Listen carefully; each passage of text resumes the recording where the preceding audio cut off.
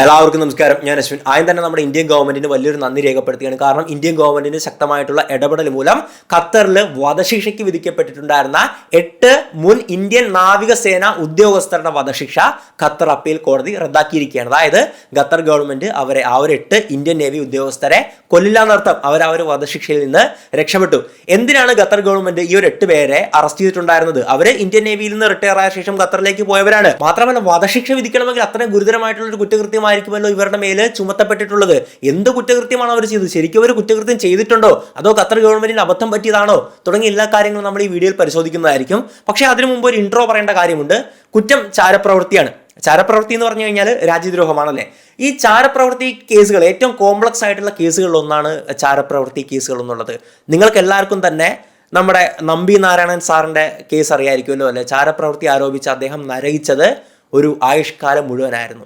ഇപ്പോൾ ഒരു ഉദാഹരണം നോക്കുവാണെങ്കിൽ, നിങ്ങൾ ഇന്ത്യൻ ആംഡ് ഫോഴ്സുകളിൽ ഏതെങ്കിലും വർക്ക് ചെയ്യാണ്, നേവി, എയർഫോഴ്സ്, ആർമി ആകട്ടെ, അല്ലെങ്കിൽ ഏതെങ്കിലും സെക്യൂരിറ്റി ഏജൻസീസിൽ വർക്ക് ചെയ്യാണ്, അല്ലെങ്കിൽ ISRO പോലുള്ള സാറ്റലൈറ്റുകളും റോക്കറ്റുകളും നിർമ്മിക്കുന്ന ഒരു ഓർഗനൈസേഷനിൽ വർക്ക് ചെയ്യാണ്.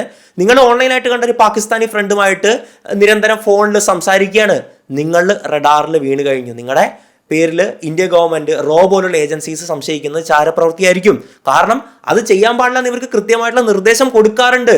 ഇവരെ പലതരത്തിലൂടെയുള്ള ട്രാപ്പുകളിൽ പെടുത്തിയായിരിക്കും ഒരുപക്ഷെ ചാരന്മാർ, പാകിസ്ഥാനി ചാരന്മാരാകാം, മറ്റു രാജ്യങ്ങളിലെ ചാരന്മാരാകാം, വിവരങ്ങൾ ചോർത്തിയെടുക്കുന്നത്. ഇന്ത്യൻ ആർമിയിൽ വർക്ക് ചെയ്യുന്ന സുഹൃത്തുക്കളൊക്കെ ഉണ്ടെങ്കിൽ ഒന്ന് ചോദിച്ചു നോക്കുക. ഇപ്പോൾ എന്നോട് പേഴ്സണലായിട്ട് കമ്മീഷൻഡ് റാങ്കിൽ വർക്ക് ചെയ്യുന്ന ഒരു ഓഫീസർ പറഞ്ഞിട്ടുള്ള കാര്യമാണ്. ചില വിഭാഗത്തിൽ വർക്ക് ചെയ്യുന്ന ആൾക്കാരെ, ചില സെക്ഷനിൽ വർക്ക് ചെയ്യുന്ന ആൾക്കാരോട് ഞങ്ങൾ പറയാറുണ്ട്, നിർദ്ദേശം കൃത്യമായിട്ട് കൊടുക്കാറുണ്ട്. നിങ്ങൾ സ്മാർട്ട് ഫോൺ പോലും യൂസ് ചെയ്യരുത്. കാരണം സ്മാർട്ട് ഫോൺ ആണെങ്കിൽ ഈസിലി ഹാക്കബിൾ ആണ്. നിങ്ങൾ പലരോടും ഇങ്ങനെ ബന്ധപ്പെടാനും നിങ്ങളുടെ ഈ ഡാറ്റാസ് ചോർത്താനും വളരെ സാധ്യത കൂടുതലാണ്. അപ്പോൾ അതുപോലും തടയാനാണ് നമ്മുടെ സുരക്ഷാ ഏജൻസികൾ ശ്രമിച്ചുകൊണ്ടിരിക്കുന്നത് അല്ലേ. ഇപ്പോൾ ഒരു നോർമൽ ഫോൺ ആണെങ്കിൽ അത് എത്ര പെട്ടെന്നൊന്നും ഹാക്ക് ചെയ്ത് ഡാറ്റ എടുക്കാനോ വിവരങ്ങൾ ചോർത്താനോ ഒന്നും പറ്റത്തില്ല. അപ്പോൾ അങ്ങനെ ഇരിക്കും നിങ്ങളൊരു പാകിസ്ഥാനി പൗരനൊക്കെ ആയിട്ട് സംസാരിച്ചു എന്നൊക്കെ പറഞ്ഞു കഴിഞ്ഞാൽ ഉറപ്പായിട്ട് നിങ്ങൾ റഡാറിൽ വരും. സംശയത്തിന്റെ ഒരു നിഴല് പോലും ഗവൺമെന്റ് ബാക്കി നിർത്തത്തില്ല. കാരണം ചാരപ്രവൃത്തി എന്നുള്ളത് ഏറ്റവും ഗുരുതരമായിട്ടുള്ള ഒരു ക്രൈമായിട്ടാണ് എല്ലാ രാജ്യങ്ങളും കണക്കുകൂട്ടുന്നത്. രാജ്യദ്രോഹമാണ്. രാജ്യദ്രോഹത്തിന്റെ അങ്ങേയറ്റമാണ് ഈ ചാരപ്രവൃത്തി എന്നുള്ളത്. നമ്മുടെ രാജ്യത്തെ ഒറ്റിക്കൊടുക്കുന്നതിന് തുല്യമാണ്. അതുകൊണ്ട് തന്നെ അത്രയും സീരിയസ് ആയിട്ട് സീറോ ടോളറൻസ് ആയിരിക്കും. ഒരു സംശയത്തിന്റെ നിഴലടിച്ചാൽ പോലും തന്നെ അവരെ പൊസിഷനിൽ നീക്കി നിർത്തും, അവരെ അറസ്റ്റ് ചെയ്യും, ബാക്കി നടപടികൾ അന്വേഷണങ്ങളും പുരോഗമിക്കും. അങ്ങനെ ചെയ്യാൻ പറ്റത്തുള്ളൂ. കാരണം അവരവിടെ വച്ചുകൊണ്ടിരുന്നിട്ട് ബാക്കി അന്വേഷണം കഴിഞ്ഞിട്ട് നടപടി എടുക്കാമെന്ന് വിചാരിച്ചു കഴിഞ്ഞാൽ പല ഡാറ്റയും രാജ്യത്തിന്റെ ഏറ്റവും ആധികാരികമായിട്ടുള്ള ഡാറ്റയൊക്കെ ലീക്ക് ചെയ്ത് അപ്പുറത്തെ രാജ്യത്തും മറ്റേ ചാരന്മാർക്കൊക്കെ പോയിട്ടുണ്ടാവും. അതുകൊണ്ട് തന്നെ ഞാൻ പറഞ്ഞു വന്നത്, ഈ ചാരപ്രവൃത്തി എന്നുള്ളത് ഏത് രാജ്യവും സീറോ ടോളറൻസ്, യാതൊരു തരത്തിലുള്ള വിട്ടുവീഴ്ചയും ഇല്ലാത്ത അത്രയും സീരിയസ് ആയിട്ട് എടുക്കുന്ന ഒരു ക്രൈം ആണല്ലേ. അപ്പോൾ ഖത്തർ ഗവൺമെന്റും ഈ ഒരു ചാരപ്രവൃത്തി അങ്ങനെ തന്നെയാണ് കാണുന്നത്. അതുകൊണ്ട് തന്നെയാണ് ഈ വധശിക്ഷ വരെയുള്ള ഒരു ലെവലിലേക്ക് കാര്യങ്ങൾ പോയത്. പക്ഷേ എന്താണ് ആ ഒരു 8 പേർക്ക് സംഭവിച്ചതെന്ന് ഡീറ്റെയിൽ ആയിട്ട് നമുക്ക് ഇനി സംസാരിക്കാം. അതിനുമുമ്പ് നമ്മൾ തന്നെ ഒരു കാര്യം പറഞ്ഞോട്ടെ. നമ്മൾ മലയാളത്തിലെ ആദ്യത്തെ കോപ്പി റൈറ്റിംഗ് കോഴ്സ് അവതരിപ്പിച്ചിട്ടുണ്ടായിരുന്നു. വളരെ പോസിറ്റീവായിട്ടുള്ള റിവ്യൂസ് ആണ് നിങ്ങൾ എല്ലാവരും തന്നത്.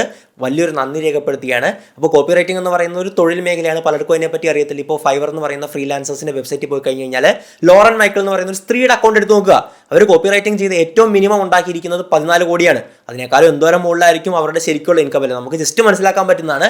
അപ്പോൾ ഈ ഒരു തൊഴിൽ പഠിച്ചു കഴിഞ്ഞ് കഴിഞ്ഞാൽ നിങ്ങൾക്കും നല്ല വരുമാനം സമ്പാദിക്കാൻ സാധിക്കുന്നതാണ്. എന്തായാലും നമ്മൾ 899 ആണ് കോഴ്സ് കൊടുത്തുകൊണ്ടിരുന്നത്. പക്ഷേ ന്യൂ ഇയർ പ്രമാണിച്ച് നമ്മളിപ്പോൾ 20% ഡിസ്കൗണ്ട് ഫ്ലാറ്റ് ആയിട്ട് കൊടുക്കുകയാണ്. ഇവിടെ കാണുന്ന കൂപ്പൺ കോഡായിട്ടുള്ള New24 ഉപയോഗിച്ച് കഴിഞ്ഞാൽ 20% ഫ്ലാറ്റ് ആയിട്ട് നിങ്ങൾക്ക് ലഭിക്കുന്നതായിരിക്കും. അപ്പോൾ കോഴ്സിൽ ജോയിൻ ചെയ്യാനുള്ള ലിങ്ക് ഡിസ്ക്രിപ്ഷൻ ബോക്സിൽ ഇട്ടേക്കാം. ആ ലിങ്കിൽ ക്ലിക്ക് ചെയ്യുക, ഈ കോഡ് അപ്ലൈ ചെയ്യുക. നിങ്ങൾക്ക് ഫ്ലാറ്റ് ആയിട്ട് 20% ഡിസ്കൗണ്ട് കിട്ടിക്കോളും. ജനുവരി 15 വരെ മാത്രം. നമുക്ക് വിഷയത്തിലേക്ക് തിരികെ വരാം. വർഷം 2022 ഓഗസ്റ്റ് 30 അർദ്ധരാത്രിയോട് കൂടിയിട്ടാണ് ഖത്തർ ഗവൺമെന്റ് ഈ 8 എക്സ് ഇന്ത്യൻ നേവി ഉദ്യോഗസ്ഥരെ അറസ്റ്റ് ചെയ്യുന്നത്. അപ്പോൾ ഒക്ടോബർ 3 മാത്രമാണ് ഇത് പുറം ലോകം അറിഞ്ഞത്. പുറം ലോകം അറിഞ്ഞെന്ന് പറയുമ്പോൾ തന്നെ അത് ഇന്ത്യൻ ഒഫീഷ്യൽസ് മാത്രമാണ് അറിഞ്ഞത്. പിന്നീട് മീഡിയാസ് ഒക്കെ അറിയാനായിട്ട് ഒരുപാട് നാളെടുത്തു. അത് പുറത്തൊന്നും വന്നിട്ടുണ്ടായിരുന്നില്ല. മാത്രമല്ല 8 പേരെ അറസ്റ്റ് ചെയ്ത് അവരെ പാർപ്പിച്ചിട്ടുണ്ടായിരുന്നത് ഏകാന്ത തടവുകളിലായിരുന്നു. അതായത് സെപ്പറേറ്റ് സെൽസിലായിട്ട് ഒരു ഏകാന്ത തടവ്. അവർക്ക് പുറം ലോകമായിട്ട് ആരോടും മിണ്ടാൻ പറ്റില്ല, ഈ പരസ്പരം സംസാരിക്കാൻ പറ്റില്ല. അങ്ങനത്തെ ഒരു രീതിയിലായിരുന്നു ഇവരെ ജയിലിൽ തടവിൽ പാർപ്പിച്ചിട്ടുണ്ടായിരുന്നത്. ഇവർ 8 പേരും ഇന്ത്യൻ നേവി എക്സ് ഒഫീഷ്യൽസ് ആണ്. ഇതിൻ്റെ അകത്ത് ക്യാപ്റ്റൻ റാങ്കിലുള്ളവരുണ്ട്, കമാൻഡർ റാങ്കിലുള്ളവരുണ്ട്, അതുപോലെ സെയിലർമാരുമുണ്ട്. അപ്പോൾ ഒരു കാര്യം പറയുവാണെങ്കിൽ റിട്ടയർ ആയി കഴിഞ്ഞ് കഴിഞ്ഞാൽ റാങ്ക് പറയുമെന്ന് നമ്മൾ വിചാരിക്കുമല്ലോ. തീർച്ചയായിട്ടും റിട്ടയർ ആയി കഴിഞ്ഞാൽ ഏതെങ്കിലും ഉദ്യോഗസ്ഥൻ്റെ കൂടെ റാങ്ക് പറയാതെ നിങ്ങൾ കേട്ടിട്ടുണ്ടോ? ഇല്ല. ഒരിക്കലും റാങ്ക് റിട്ടയർ ആവുന്നില്ല, വ്യക്തി മാത്രമാണ് റിട്ടയർ ആവുന്നത്. ഈവൻ ആംഡ് ഫോഴ്സുകളിലേക്ക് ഉദ്യോഗസ്ഥര് അന്തരിച്ചാൽ പോലും അന്തരിച്ച ശേഷം അവരുടെ റാങ്ക് കൂട്ടിച്ചേർത്താണ് പറയാറുള്ളത് അല്ലെ. ഈ അറസ്റ്റിലായ 8 പേരിലെ ഒരാളാണ് കമാൻഡർ പൂർണേന്ദു തിവാരി. ഈ പൂർണേന്ദു തിവാരിയെ ഇന്ത്യൻ ഗവൺമെന്റ് പരമോന്നത ബഹുമതി കൊടുത്ത് ആദരിച്ചിട്ടുള്ള വ്യക്തിയാണ്. ഏത് ബഹുമതി അഥവാ പുരസ്കാരമാണ് കൊടുത്തതെന്ന് നോക്കുകയാണെങ്കിൽ പ്രവാസികൾക്ക് കൊടുക്കുന്ന ഏറ്റവും പരമോന്നത ബഹുമതിയായിട്ടുള്ള പ്രവാസി ഭാരതീയ സമ്മാനായിരുന്നു കൊടുത്തിട്ടുണ്ടായിരുന്നത്. അതിന്റെ കാരണം എന്തെന്ന് പറഞ്ഞു കഴിഞ്ഞാൽ ഇദ്ദേഹത്തിന്റെയൊക്കെ ഒരു പ്രവർത്തനങ്ങൾ കൊണ്ട്, ഇദ്ദേഹത്തിന്റെയൊക്കെ ഇടപെടൽ കൊണ്ട് ഖത്തർ ഇന്ത്യ നയതന്ത്ര ബന്ധം വളരെ ഊഷ്മളമായിട്ടായിരുന്നു പോയിക്കൊണ്ടിരുന്നത്. അദ്ദേഹം ഇവിടുന്ന് ഖത്തറിൽ പോയി ഖത്തറിന് വേണ്ടിയിട്ട്, ഖത്തർ ഗവൺമെന്റിന് വേണ്ടിയിട്ട് ഒരുപാട് സേവനം അനുഷ്ഠിച്ചു. അങ്ങനെ ഈ ഖത്തർ ഗവൺമെന്റ് പോലും ഇദ്ദേഹത്തെയും ഇദ്ദേഹത്തിന്റെ പ്രവൃത്തികളെയും, ഇദ്ദേഹത്തെ മാത്രമല്ല മൊത്തത്തിലുള്ള ഗ്രൂപ്പുകളെ അനുമോദിക്കുന്ന അവസരങ്ങൾ വരെ ഉണ്ടായിട്ടുണ്ട്. ഇന്ത്യ ഗവൺമെന്റ് മറ്റ് പല അവസരങ്ങളിലും ഈ 8 പേരെ അനുമോദിക്കുന്ന അവസരങ്ങൾ ഉണ്ടായിട്ടുണ്ട്.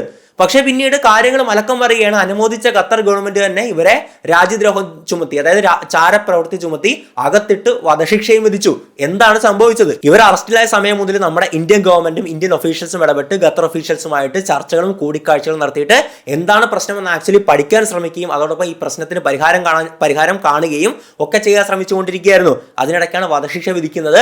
അതിനുശേഷം കൂടുതലായിട്ട് നമ്മുടെ പ്രധാനമന്ത്രി അടക്കം അവിടുത്തെ ഖത്തർ ഭരണാധികാരിയെ നേരിട്ട് പോയി കണ്ട് സംസാരിക്കുന്ന അവസരങ്ങൾ വരെ ഉണ്ടായിരുന്നു. ദുബായ് വെച്ച് നടന്നിട്ടുള്ള ഒരു മീറ്റിംഗിലായിരുന്നു സംസാരിച്ചിട്ടുണ്ടായിരുന്നത്. ഈ വിഷയമൊക്കെ ആയി ബന്ധപ്പെട്ട് നമ്മുടെ വൈസ് പ്രസിഡന്റ് ഖത്തറിൽ പോയിട്ടുണ്ടായിരുന്നു, ഫിഫയായി ബന്ധപ്പെട്ട് അന്ന് ഈ വിഷയങ്ങൾ സംസാരിച്ചിട്ടുണ്ടായിരുന്നു അല്ലേ. പക്ഷേ ഒരു ചാരപ്രവൃത്തി ആയതുകൊണ്ട് തന്നെ നമുക്ക് ഇടപെടുന്നതിന് പരിമിതികളുണ്ട്. അവിടെ നമ്മൾ സോൾവ് ചെയ്യാൻ ശ്രമിക്കും തോറും അവിടെ പ്രശ്നങ്ങൾ ഇങ്ങനെ കുരുക്ക് കൂടിക്കൊണ്ടിരിക്കുകയായിരുന്നു, പ്രശ്നങ്ങൾ വഷളായിക്കൊണ്ടിരിക്കുകയായിരുന്നു. ഈ 8 പേരും അവിടെ എന്ത് ജോലിയാണ് ചെയ്തുകൊണ്ടിരുന്നത്, എങ്ങനെയാണ് അവർ ചാരപ്രവൃത്തിയിൽ ഉൾപ്പെട്ടെന്ന് ഖത്തർ ഗവൺമെന്റ് പറയുന്നത്. ഈ 8 പേരും ജോലി ചെയ്തിരുന്നത് Al Dahra global technologies and consultancy service എന്ന് പറയുന്ന ഒരു കമ്പനിയാണ്. ഈ കമ്പനിയുടെ ഉടമ എന്ന് പറയുന്നത് ഒരു ഖത്തർ സ്വദേശി തന്നെയാണ്. അദ്ദേഹത്തിന്റെ പേര് ഖമാസ് അൽ അജ്മി എന്നാണ് ഇതിന്റെ CEO ആയിട്ടുള്ളത്. അപ്പോൾ ഇതിന്റെ മാനേജിംഗ് ഡയറക്ടർ ആയിരുന്നു ഈ പൂർണേന്ദു തിവാരി. അപ്പോൾ ഇത് എന്ത് കമ്പനി എന്ന് നോക്കുവാണെങ്കിൽ ഖത്തറിലെ ആംഡ് ഫോഴ്സുകൾ ഉണ്ടല്ലോ, അവിടുത്തെ സായുധ സേനകളുണ്ടല്ലോ, ഈ സായുധ സേനകൾക്ക് ട്രെയിനിങ് കൊടുക്കുന്ന കമ്പനിയായിരുന്നു. വിവിധ മേഖലകളിൽ അതിപ്പോൾ ആംഡ് ഈ ഒരു മെഷീനറീസ് കൈകാര്യം ചെയ്യാനാകാം, മറ്റ് ടെക്നോളജിക്കൽ ആയിട്ടുള്ള കാര്യങ്ങൾ കൈകാര്യം ചെയ്യാനാകാം, അതുപോലെ ലോജിസ്റ്റിക് സപ്ലൈയുടെ കാര്യത്തിലാണ്, മറ്റൊരുപാട് സർവീസുകൾ ഇവർ പ്രൊവൈഡ് ചെയ്യുന്നുണ്ട്. അപ്പോൾ അവിടുത്തെ രാജ്യത്തിന്റെ സുരക്ഷയെ ബന്ധപ്പെട്ടാണ് അവിടുത്തെ ആംഡ് ഫോഴ്സുകൾ വർക്ക് ചെയ്യുന്നത്. ആ ഒരു ആംഡ് ഫോഴ്സുകളുമായിട്ട് ഡയറക്റ്റ് വർക്ക് ചെയ്യുന്ന ഒരു കമ്പനിയായിരുന്നു ഈ അൽ ദഹ്റ എന്നുള്ളത്. അപ്പോൾ അവിടുത്തെ പട്ടാളക്കാർക്കും നേവി ഉദ്യോഗസ്ഥർക്കും എയർഫോഴ്സിനും മറ്റ് ഇന്റലിജൻസ് സെക്യൂരിറ്റി ഏജൻസീസിനും എല്ലാം ഡയറക്റ്റ് ആയിട്ട് കൂടെ നിന്ന് ട്രെയിനിങ് കൊടുക്കുന്ന വ്യക്തികളായിരുന്നു ഈ 8 പേരെന്ന് വേണം നമ്മൾ മനസ്സിലാക്കാനായിട്ട്. ഈ കമ്പനിയുടെ സ്ഥാപകനും സിഇഒയുമായിട്ടുള്ള ഖമീസ് അൽ അജ്മി എന്ന് പറയുന്നത് ഖത്തർ എയർഫോഴ്സിൽ നിന്നും സ്ക്വാഡ്രൺ ലീഡറായിട്ട് റിട്ടയർ ചെയ്തിട്ടുള്ള, ഹയർ റാങ്കിൽ റിട്ടയർ ചെയ്തിട്ടുള്ള ഒരു വൈമാനികനാണ്, ഒരു എയർഫോഴ്സ് ഉദ്യോഗസ്ഥരാണ്. അപ്പോൾ അദ്ദേഹം റിട്ടയർ ചെയ്ത ശേഷം അദ്ദേഹത്തിന് ഒരു ഐഡിയ വരികയാണ്. അതായത് ഇന്ത്യ എന്ന് പറയുന്നത് ഈ ഒരു നേവൽ ഫോഴ്സുകൾ, ഇന്ത്യൻ നേവി എന്നൊക്കെ പറയുന്നത് വേറെ ലെവലാണ്. അതുകൊണ്ട് തന്നെ അവിടുത്തെ ഏറ്റവും മികച്ച ഉദ്യോഗസ്ഥരെ കണ്ടെത്തിയിട്ട് അവരുമായിട്ട് ചേർന്ന് ഇതുപോലുള്ള ഒരു ഏജൻസി തുടങ്ങാമെന്ന് അദ്ദേഹം വിചാരിക്കുകയാണ്. അങ്ങനെ അദ്ദേഹവും ഇതുപോലെ തന്നെ ഇന്ത്യൻ നാവിക ഉദ്യോഗസ്ഥർ, എക്സ് നാവിക ഉദ്യോഗസ്ഥരുമായിട്ട് ചേർന്ന് തുടങ്ങിയിട്ടുള്ള ഒന്നായിരുന്നു ഈ ഒരു അൽ ദഹ്റ എന്ന് പറയുന്ന കമ്പനീസ്. അവര് ഞാൻ പറഞ്ഞ പോലെ തന്നെ ഖത്തർ ഈ ഒരു ആംഡ് ഫോഴ്സസിന് ഡയറക്റ്റ് ആയിട്ട് ട്രെയിനിങ് കൊടുക്കുന്ന ഒരു കമ്പനിയായിരുന്നു. തുടക്കകാലത്തെല്ലാം തന്നെ ഇവരുടെ മികച്ച പ്രവർത്തനങ്ങൾ കൊണ്ട് ഖത്തറിലെ ഭരണാധികാരികളും അതുപോലെ തന്നെ അവിടുത്തെ ആംഡ് ഫോഴ്സിന്റെ ഹെഡുകളും ഒക്കെ ഡയറക്റ്റ് ആയിട്ട് ഇവരെ അനുമോദിക്കുന്ന അവസരങ്ങൾ ഉണ്ടായിരുന്നു. ഈ ഒരു സംഭവം നയിച്ചത് നമ്മുടെ ഇന്ത്യ ഖത്തർ നയതന്ത്ര ബന്ധം കൂടുതൽ ഊഷ്മളമാകാൻ വേണ്ടിയിട്ടായിരുന്നു. അതുകൊണ്ട് തന്നെ നമ്മുടെ ഇന്ത്യൻ ഗവൺമെന്റ് ഇവരെ അനുമോദിച്ചു. ഈവൻ ഏറ്റവും വലിയ പ്രവാസി പുരസ്കാരങ്ങൾ കൊടുത്ത് അനുമോദിച്ചിട്ടുണ്ടായിരുന്നു. പക്ഷേ കാര്യങ്ങളൊക്കെ മാറി മറിയുന്നത്, അതായത് അവിടുത്തെ ഖത്തർ ഡിഫൻസ് ഫോഴ്സിന്റെ ഏറ്റവും അഭിമാനകരമായിട്ടുള്ള ഒരു പ്രോജക്റ്റ് അവിടെ ഖത്തർ പ്ലാൻ ചെയ്തുകൊണ്ടിരിക്കുകയായിരുന്നു. അതെന്ന് പറയുന്നത് ഒരു അന്തർവാഹിനി നിർമ്മിക്കുന്നതുമായി ബന്ധപ്പെട്ടാണ്. സാധാരണഗതിയിൽ ഒരു അന്തർവാഹിനി ഉണ്ടെങ്കിൽ മറ്റ് കപ്പലുകൾക്ക് സോണാർ ഉപയോഗിച്ചുകൊണ്ട് അതിനെ ഡിറ്റക്ട് ചെയ്യാൻ പറ്റുമല്ലേ. അപ്പോൾ ഇവരുടെ സ്പെഷ്യാലിറ്റി എന്ന് പറഞ്ഞു കഴിഞ്ഞാൽ, അതായത് ഒരു നോർമൽ സബ്മറൈൻ അല്ല, പക്ഷേ വളരെ സ്പെഷ്യലായിട്ടുള്ള ഒരു അന്തർവാഹിനി, ഒരു സബ്മറൈൻ, ഒരു മുങ്ങിക്കപ്പലായിരുന്നു ഈ ഒരു ഖത്തർ ഡിഫൻസ് ഫോഴ്സ് അവിടെ നിർമ്മിക്കാൻ പ്ലാൻ ചെയ്തിട്ടുണ്ടായിരുന്നു. അതിന്റെ ഏറ്റവും വലിയ പ്രത്യേകത എന്തെന്ന് പറഞ്ഞു കഴിഞ്ഞാൽ, മറ്റ് കപ്പലുകൾക്ക് അത്ര പെട്ടെന്നൊന്നും സോണാറിന്റെ സഹായത്തോട് കൂടിയിട്ട് ഇവനെ സ്പോട്ട് ചെയ്യാൻ പറ്റില്ല, ഇവനെ കണ്ടുപിടിക്കാൻ പറ്റില്ല. അതുപോലുള്ള ചില പ്രത്യേക ലോഹക്കൂട്ടുകളൊക്കെ പൂശിയിട്ടായിരിക്കും ഈ കപ്പലുകൾ നിർമ്മിക്കുന്നത്. അത്രത്തോളം അത്യാധുനികമായിട്ടുള്ള ടെക്നോളജീസിന്റെ ഇതിൻ്റെ അകത്തുണ്ടാകും.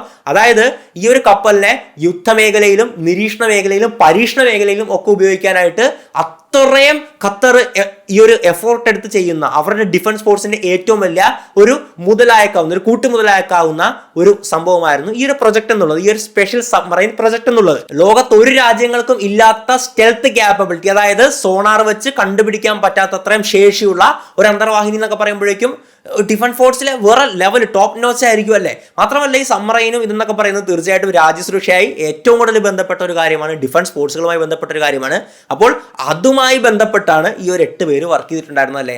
അങ്ങനെ വർക്ക് ചെയ്ത് പോരുമ്പോഴാണ് നമ്മുടെ ഖത്തർ ഭരണാധികാരികൾക്ക് അവിടുത്തെ ഉദ്യോഗസ്ഥർക്ക് ഒരു വിവരം കിട്ടുന്നത്. ഈ ഒരു കമ്പനി ഉണ്ടല്ലോ, അൽ ദഹ്റ എന്ന് പറയുന്ന കമ്പനി ഈ സബ്മറൈൻ നിർമ്മാണത്തിന്റെ വിവരങ്ങൾ ഇസ്രയേലിന് ചോർത്തി കൊടുത്തു എന്നുള്ളത്. അതായത് ഇസ്രയേൽ എന്ന് പറയുന്ന രാജ്യത്തിന് വേണ്ടിയിട്ട് ഈ ഒരു കമ്പനിയും ഈ ഒരു 8 എക്സ് നേവി ഉദ്യോഗസ്ഥരും ചാരപ്രവൃത്തി ചെയ്തു എന്നുള്ളൊരു ആരോപണമായിരുന്നു ഖത്തർ ഉന്നയിച്ചിട്ടുണ്ടായിരുന്നത്. കേസ് ചാരപ്രവൃത്തി ആയതുകൊണ്ട് തന്നെ ഖത്തർ ഗവൺമെന്റിന് ഇത് വിവരങ്ങൾ കൂടുതൽ പുറത്തുവിടാൻ പറ്റത്തില്ല. പുറത്തുവിട്ട് കഴിഞ്ഞാൽ അതിലും വലിയ പ്രശ്നങ്ങളിലേക്കായിരിക്കും നയിക്കുന്നതല്ലേ. ചിലപ്പോൾ ഇങ്ങനെ ഒരു കപ്പൽ ഉണ്ടാക്കുന്നെന്ന് പോലും തന്നെ പുറംലോകം അന്നേ ദിവസം അറിഞ്ഞിട്ടുണ്ടാകത്തില്ല. അപ്പോൾ ഇതൊക്കെ പുറത്തുവിട്ട് കഴിഞ്ഞു കഴിഞ്ഞാൽ അവരുടെ ആഭ്യന്തര സുരക്ഷയെ ബാധിക്കുന്ന ഒരു കാര്യമാണ്. അതുകൊണ്ട് അവർ പുറത്തു മിണ്ടാൻ പറ്റില്ല. അത് അവരിപ്പോൾ കുറ്റം പറഞ്ഞിട്ടും കാര്യമില്ലല്ലേ.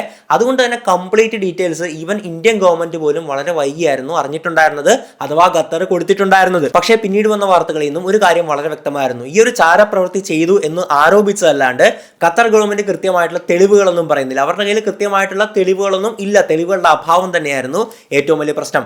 മറ്റ് വളരെ ഗുരുതരമായിട്ടുള്ള ഒരു ആരോപണം കേട്ടത്, ഒരു ചർച്ച നടന്നത് എന്തെന്ന് പറഞ്ഞു കഴിഞ്ഞാൽ പാകിസ്ഥാൻ ഖത്തർ ഗവൺമെന്റിനെ തെറ്റിദ്ധരിപ്പിച്ചതാണ് ഈ ഒരു അൽ ദഹ്റ, അതായത് ഈ ഒരു 8 നേവി ഉദ്യോഗസ്ഥരും അതോടൊപ്പം ഇതിന്റെ സിഇഒയും ഒക്കെ ചേർന്നിട്ടുള്ള ആ ഒരു കമ്പനി ഉണ്ടല്ലോ, അവർ ഇസ്രായേലിന് വേണ്ടി ചാരപ്രവൃത്തി ചെയ്യുന്നു, ഇസ്രായേലിലേക്ക് ഈ ഡാറ്റ അയക്കുന്നു എന്നുള്ളത്. ഖത്തർ ഗവൺമെന്റിന്റെ ഭാഗത്ത് നിന്ന് സംഭവിച്ച ചില തെറ്റിദ്ധാരണകളാണ് ഈ ഒരു അറസ്റ്റിലേക്കും ഈ ഒരു വിധിയിലേക്കും നയിച്ചത് എന്നുള്ള വാദങ്ങൾ വളരെ ശക്തമായിട്ട് ഉയർന്നു വന്നിട്ടുണ്ടായിരുന്നു. മാത്രമല്ല ഇന്ന് നമുക്ക് ഇതുമായി ബന്ധപ്പെട്ട് ഒരൊറ്റ തെളിവുകൾ പോലും കാണാൻ സാധിക്കില്ല. എന്തായാലും ഈ 8 പേരെ അറസ്റ്റിലായി. ഈ 8 പേർക്ക് ഇന്ത്യൻ ഗവൺമെന്റും ഇന്ത്യൻ ഒഫീഷ്യൽസുമായിട്ട് സംസാരിക്കാനുള്ള ഒരു അവസരമൊക്കെ കൊടുത്തിട്ടുണ്ടായിരുന്നു. പക്ഷെ അതോടൊപ്പം സംഭവിച്ച കാര്യം എന്തെന്ന് പറഞ്ഞു കഴിഞ്ഞാൽ ഇതിന്റെ സ്ഥാപകനായിട്ടുള്ള ഖമീസ് അൽ അജ്മി ഇല്ലേ, ഖമീസ് അൽ അജ്മി ഈ 8 പേരുമായിട്ട് സംസാരിക്കാനായിട്ട് ആ ജയിലിലേക്ക് വരുവാണ്. ഈ 8 പേരും ഏകാന്ത തടവിലാണ് അനുഭവിക്കുന്നത്.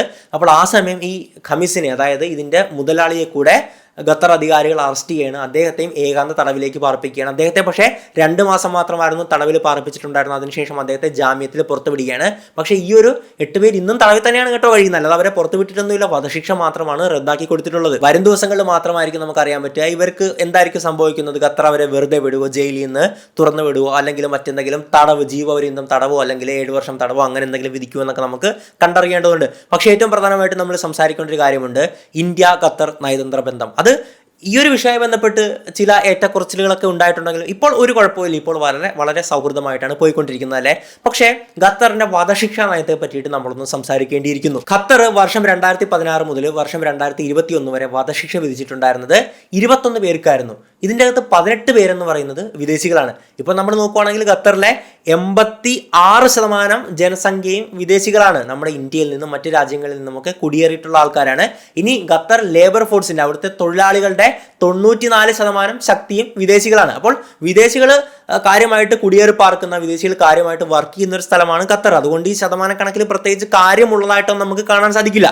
പക്ഷേ ഞാൻ പറഞ്ഞു വന്നത്, ഈ 18 പേരെ അറസ്റ്റ് ചെയ്തത് വിദേശികളെയാണല്ലോ.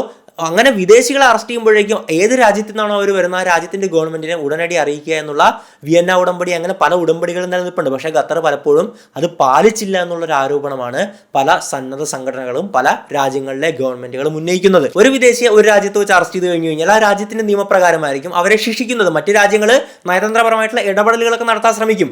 ഇപ്പോൾ ഒരു വിദേശി നമ്മുടെ നാട്ടിൽ വന്നിട്ട് എന്തെങ്കിലും നിയമവിരുദ്ധമായിട്ടുള്ള പ്രവർത്തനങ്ങൾ ചെയ്യുകയാണ്.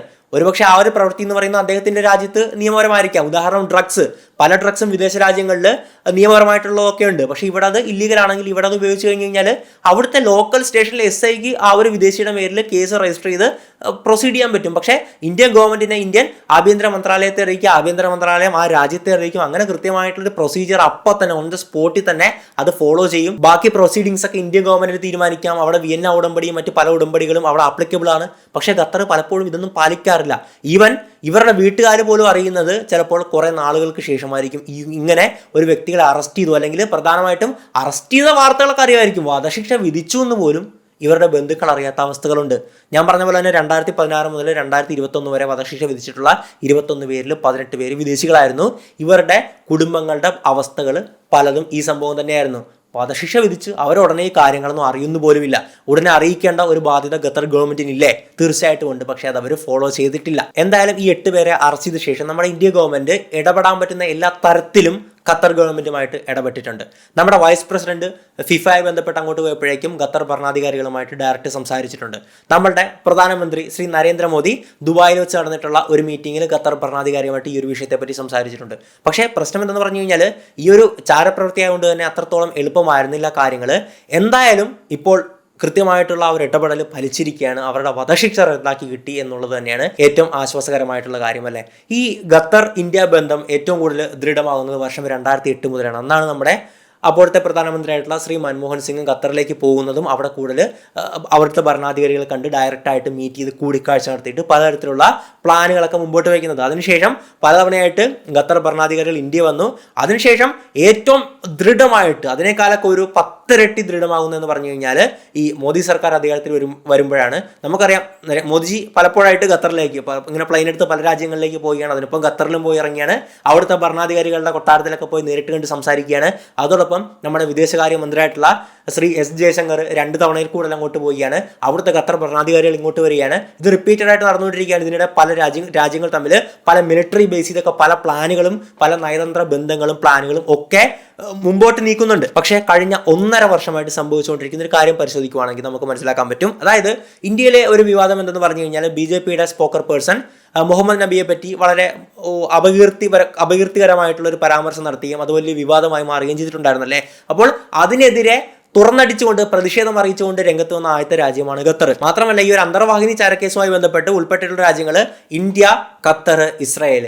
ഇത് നമുക്ക് ഈ 2 രാജ്യങ്ങളുമായിട്ട് വളരെ ഊഷ്മളമായിട്ടുള്ള ബന്ധമാണുള്ള ഒരു ത്രികോണ ബന്ധമാണ് രൂപപ്പെട്ടിരിക്കുന്നതല്ലേ. അപ്പോൾ ഇതിന്റെ സെന്റർ പോയിന്റിൽ അടിച്ചു കഴിഞ്ഞു കഴിഞ്ഞാൽ 3 പാളികളും ചിഹ്നിച്ചിതറുമെന്ന് പാകിസ്ഥാൻ അറിയാം. അതുകൊണ്ടാണ് ഇസ്രയേലിന് വേണ്ടി ചാരപ്രവൃത്തി നടത്തിയെന്നും പറഞ്ഞുള്ള ഒരു ആരോപണം പാകിസ്ഥാൻ ഉന്നയിച്ച് തുടങ്ങിയ വാദങ്ങളും വന്നിട്ടുണ്ടായിരുന്നു. എന്തായാലും ഇതിന്റെ സത്യാവസ്ഥ കൂടുതലായിട്ട് വരേണ്ടതുണ്ട്.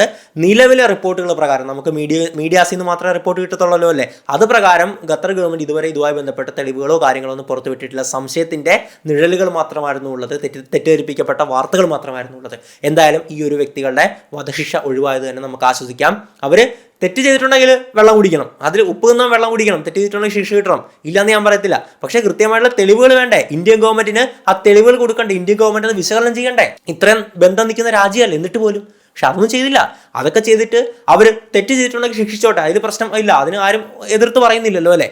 പക്ഷെ ഒരു തെളിവുകളും ഇല്ലാതെ തോന്നി എവിടെ അങ്ങോട്ട് വധശിക്ഷ വിധിക്കുന്ന അത്ര ശരിയായിട്ടുള്ളൊരു കാര്യമായിട്ട് എനിക്ക് തോന്നുന്നില്ല. എന്തായാലും നിങ്ങളുടെ അഭിപ്രായങ്ങൾ രേഖപ്പെടുത്തുക. മറ്റൊരു വീഡിയോയിൽ മറ്റൊരു വിഷയമായിട്ട് നമുക്ക് വീണ്ടും കാണാൻ. ഇസ്മേഷ് മടപ്പള്ളി സൈനിങ് ഔട്ട്.